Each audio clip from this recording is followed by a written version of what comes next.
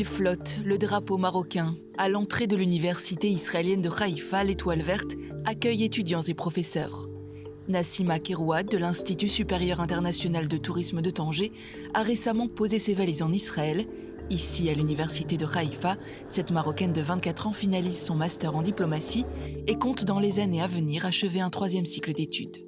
J'ai toujours voulu venir étudier en Israël. J'ignorais comment faire. Je ne savais même pas si c'est possible pour moi en tant que Marocaine venir étudier en Israël. Grâce à l'association des Amis du judaïsme marocain qui m'ont aidé à postuler à l'université de Haïfa, ça fait 1 mois et quelques semaines que je suis ici en Israël. Gabriel Malka, directeur de l'école de tourisme d'Israël, est à l'origine de ce programme d'échange entre les deux pays. Cet universitaire franco-israélien d'origine marocaine porte avec dévotion ce projet qui, il l'espère, permettra une véritable coopération académique et scientifique entre Israël et le Maroc. Nous essayons de mettre le point sur toutes sortes de projets qui pourraient éventuellement, premièrement, rapprocher nos universités et deuxièmement, servir nos deux peuples. Et nous faisons ça avec beaucoup d'envie d'essayer de créer un véritable pont de relations académiques entre le Maroc et Israël de façon permanente. Une envie qui porte ses fruits. En seulement 2 mois, déjà 3 mémorandums d'entente ont été signés entre 2 universités d'État marocaines et celle de Haïfa.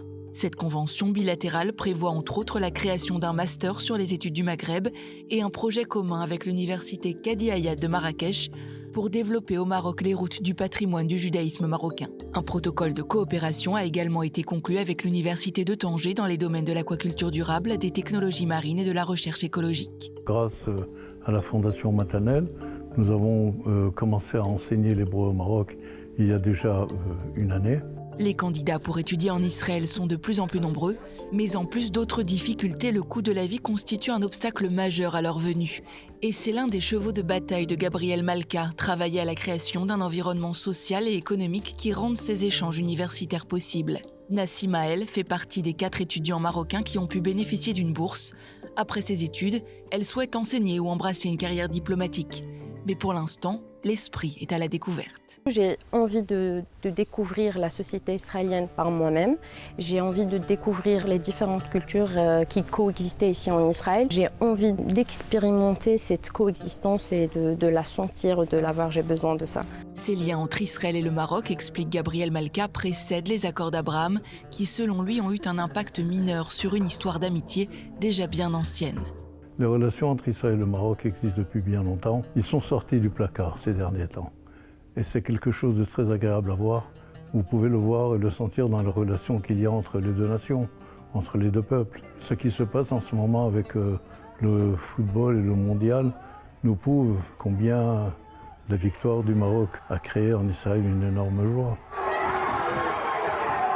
Je suis né au Maroc et j'ai dans mon patrimoine interne, culturel et sentimental, je porte, comme disait le roi Hassan II, le Maroc en moi. Pour moi, concrétiser avec l'université de Haïfa ce que nous faisons, c'est quelque chose de fantastique. Nassima partage cet enthousiasme. Pour moi, oui, Haïfa, c'est le carrefour de plusieurs identités, de plusieurs cultures. C'est ce qui fait la force de Haïfa, c'est la diversité culturelle. L'hébreu, je suis en train d'apprendre l'hébreu.